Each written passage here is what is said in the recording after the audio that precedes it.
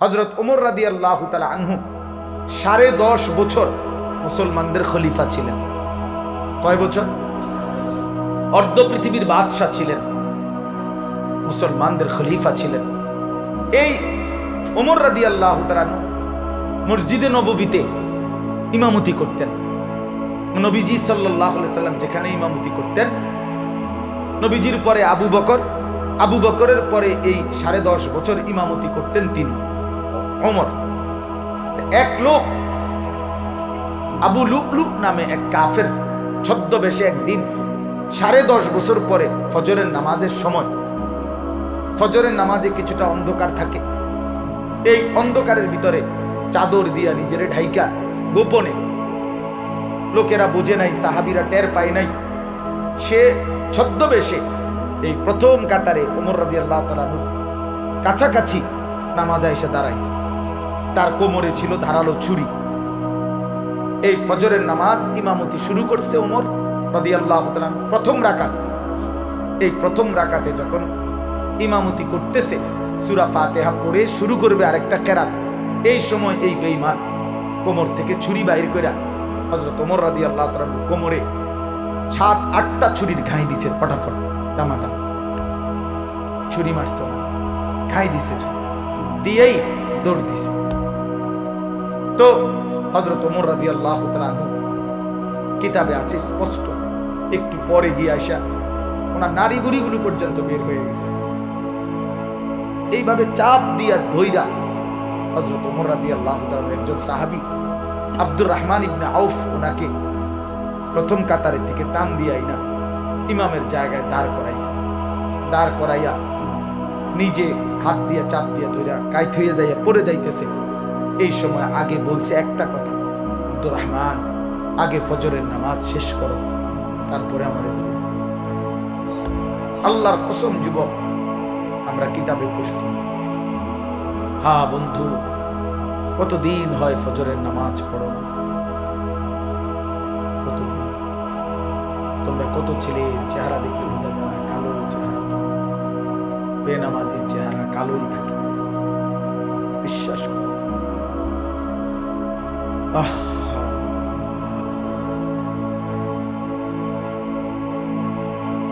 এক বছর কোনদিন ফজরের নামাজ পড়লা না, কেমনে জিন্দেগিটা কাটাও, কেমনে ভোর হয়, সকালবেলা যে ঘুম থেকে উঠো, লজ্জা হয়?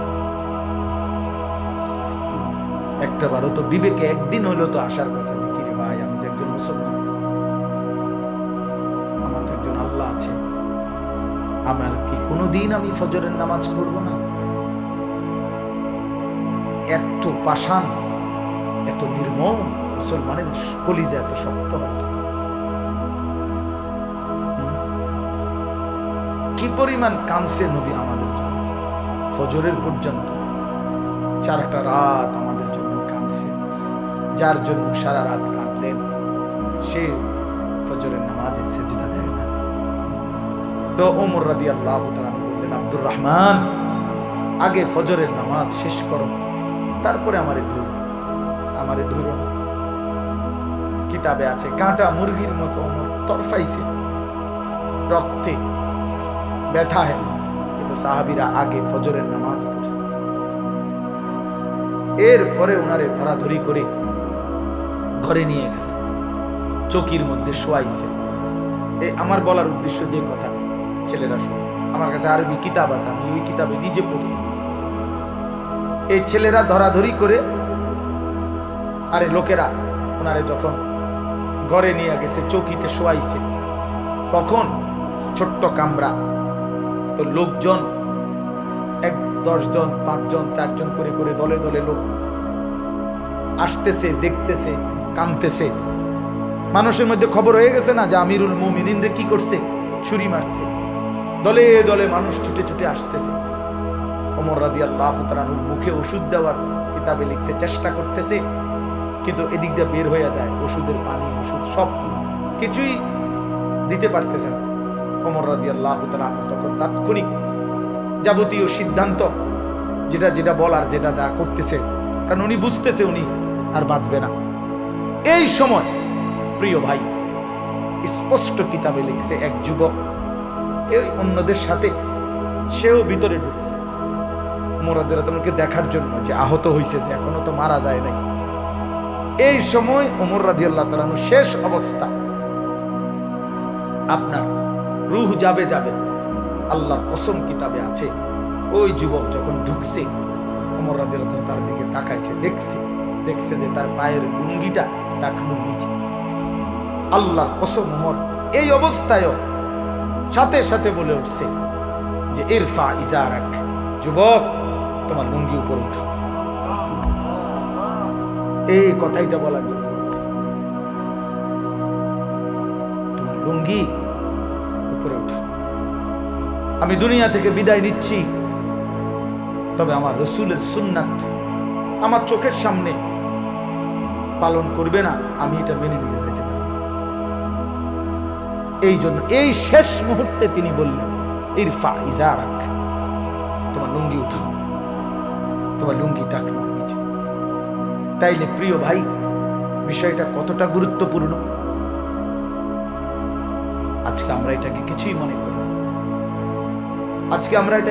মনে করি, আমরা এতবার শুনছি আলেমদের মুখে যে আল্লাহর নবী সাল্লাল্লাহু আলাইহি সাল্লাম বলছেন, মা আসফালা মিনাল কাবাইনি মিনাল ইজার ফাহুয়া ফিন্নার, টাকনুর নিচে যেই অংশ যাবে কাপড়ের, সেটা জাহান্নাম।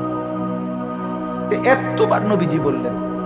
আল্লাহ রাসূল সাল্লাল্লাহু আলাইহি সাল্লাম বলেন, ওই ব্যক্তির দিকে আল্লাহ তাআলা হাশরের ময়দানে তাকাবে না, এই যার লুঙ্গি পায়জামা টাকনুর নিচে। আল্লাহর কসম নবী বলছেন, আল্লাহ তাআলা লা ইয়ানজুরু ইলাইহি, তার দিকে হাশরের দিন তাকাবেন। তো আল্লাহ যদি না তাকায়, তুমি নাফরমানকে মুক্তি দিবে কে? তোমারে মুক্তি দিবে কে? এই জন্য আজকে নিয়ত করো। কথাটা যেহেতু প্রসঙ্গ কেন জানি হয়ে গেল, পোশাকের উপরেই এতগুলো কথা বলে ফেললাম। আমরা ওয়াদা করি আজকে, তোমরা কমপক্ষে যারা আসছো, আমি তোমাকে ভীষণ মহব্বত করি, তোমরাও আমারে মহব্বত করো, আমি জানি এটা। ভালোবাসার এই দাবিতে চলো আজকে এই কুয়াশার অন্ধকার রাতে নিয়ত করি যে আমরা আমাদের পোশাক ইসলামী বানাবো, এবং টাকনুর নিচে লুঙ্গি পায়জামা প্যান্ট পরবো না ইনশাআল্লাহ। কি পরবা না কও, কি কও, এটা কও, কথাইটা কও যে টাকনুর নিচে লুঙ্গি প্যান্ট পায়জামা পরবো না, এটা পুরোটা কও। ছেলেরা বলো, দিল থেকে বলো, বাপ তুমি পারবা ইনশাআল্লাহ। নওজোয়ান পারে, সব পারবে ইনশাআল্লাহ। নওজোয়ান হিম্মত করলে আল্লাহ তাআলার রহমত উচ্চে ওঠে।